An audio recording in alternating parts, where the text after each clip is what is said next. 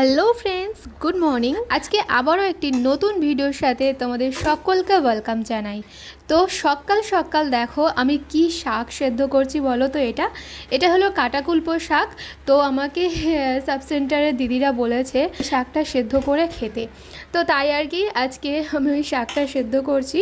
আর যেহেতু আমার একটু ব্লাড কম আছে, তাই জন্য আর কি দিদিভাইরা বলেছেন যে এই শাকটা খেতে।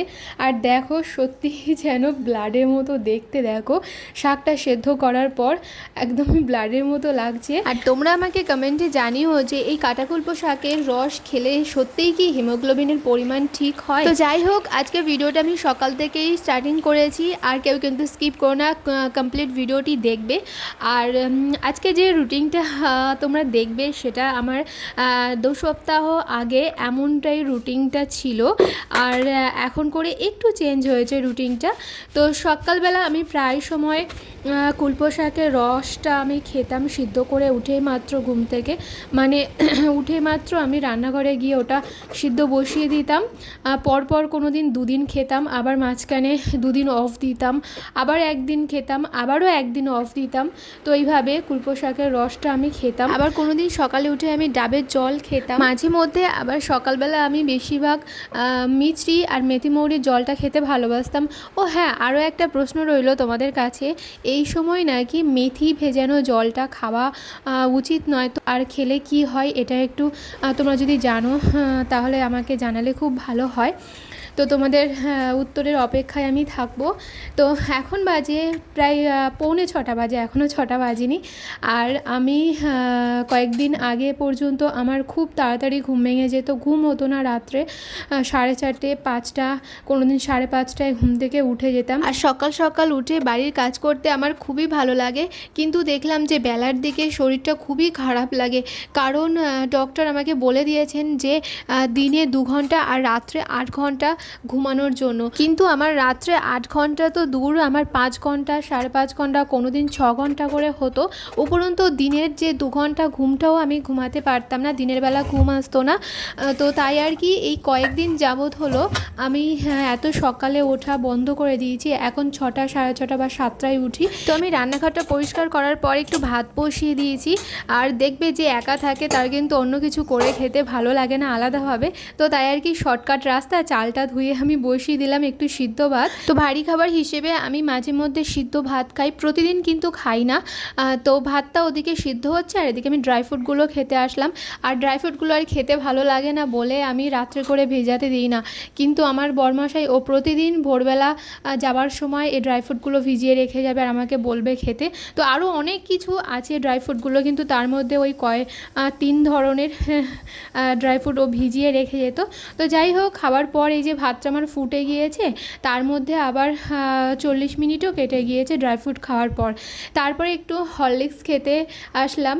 তো এই কাপটা দেখতে পাচ্ছ, এই কাপটা কিন্তু আমার খুবই ফেভারিট, আর এটা আমার বিয়ের আগে বানানো। আর কাপের গায়ে দেখো আমার সব ছবি।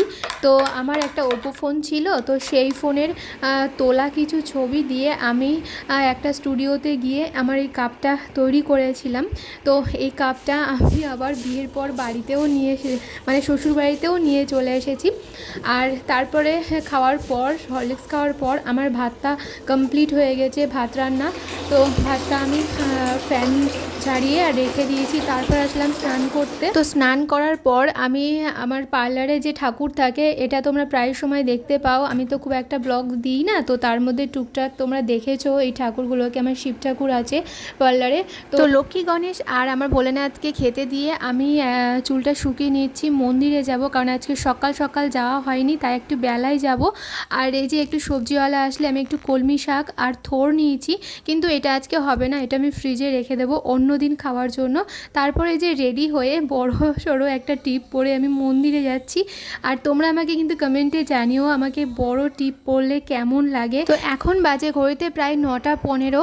আর যেদিন মালা গাঁথি সেদিন একটু তাড়াতাড়ি যাই, 6:30 থেকে 7টার মধ্যে, 7টার আগেই যাই মালা গাঁথার জন্য।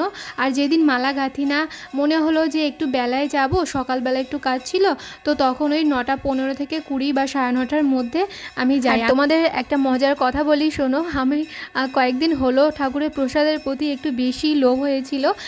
বাড়িতে ফল আছে কিন্তু খেতে ভালো লাগে না, আমার ঠাকুরের পুজো হওয়ার পর যে ফল প্রসাদ থাকে সেগুলোর বেশি ইচ্ছে হতো খেতে।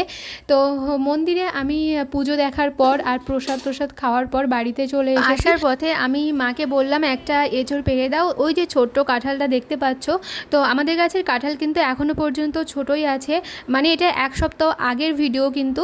তো তখন খেয়েছিলাম, তখন কিন্তু ছোটোই ছিল। আর এই যে সিদ্ধ ভাত, আর সিদ্ধ ভাতটা আমি খাচ্ছি, এখন বাজে 10টা, আর তারপর দুপুরে লাঞ্চ করব সেই 2:30-3টের সময়, তাই আর কি ভাতটা খেলাম। তারপরে যে ফ্রিজে চিংড়ি ছিল, চিংড়িটাকে বের করলাম, এঁচোড় চিংড়ি হবে। আর তারপরে যে আমার শাশুমা এঁচোড়টাকে কেটে আর আমাকে দিয়েছে, তো কি সুন্দর ছোট্ট ছোট্ট করে কাটা, দেখো আমার শাশুমায়ের এই এঁচোড় কাটা আমার খুবই ভালো লাগে। কয়েকটা সবজি কাটা আমার শাশুমায়ের মতো কেউ পারে না, এটা আমার মনে হয়। তো এঁচোড় কাটা যেমন, তেমন মোচা কাটা, তারপরে শাক, যে কোনো শাক কোনো কিছু এত ছোট ছোট করে কাটে না, তো দেখলে সেটা রান্না করলে খেতে খুবই ভালো লাগে।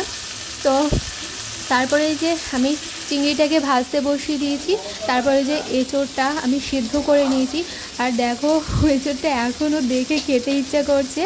তো তারপরে একটু পটল ভাজবো বলে 4 পিস পটল নিয়েছি, পটল ভাজবো বলে পটলগুলোকে ছাড়িয়ে রেডি করেছি।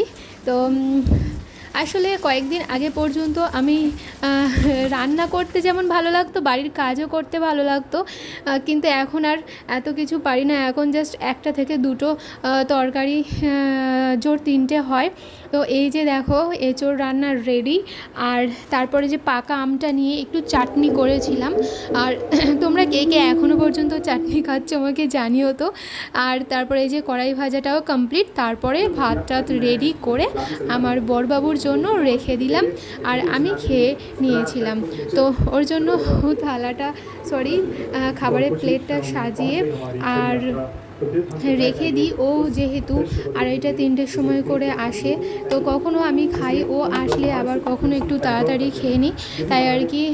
এখন প্রায় 2টো বাজে, আর খিদেও পেয়ে গিয়েছিল, তাই আর কি আমি খেয়ে নিয়েছি, আর ওরটা ঢাকা দিয়ে রেখে দিয়েছিলাম।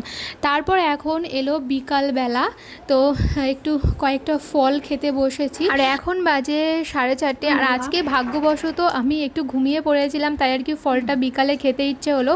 কিন্তু যেদিন ঘুমাই না সেদিন কিন্তু আমার ফল খেতে একদমই ভালো লাগে না। তো মাঝে মাঝে তোমরা দেখেছো লাইভেও কিন্তু ফল খাই, আর তারপরে একটু সন্ধেবেলায় একটুখানি দুধ খাই। তো আজকে এই ছিল টোটাল ভিডিওটা। তো তোমাদের ভিডিওটা কেমন লাগলো আমাকে কমেন্টে জানিও। আবারও দেখা হচ্ছে নেক্সট কোনো নতুন ভিডিও নিয়ে। টাটা।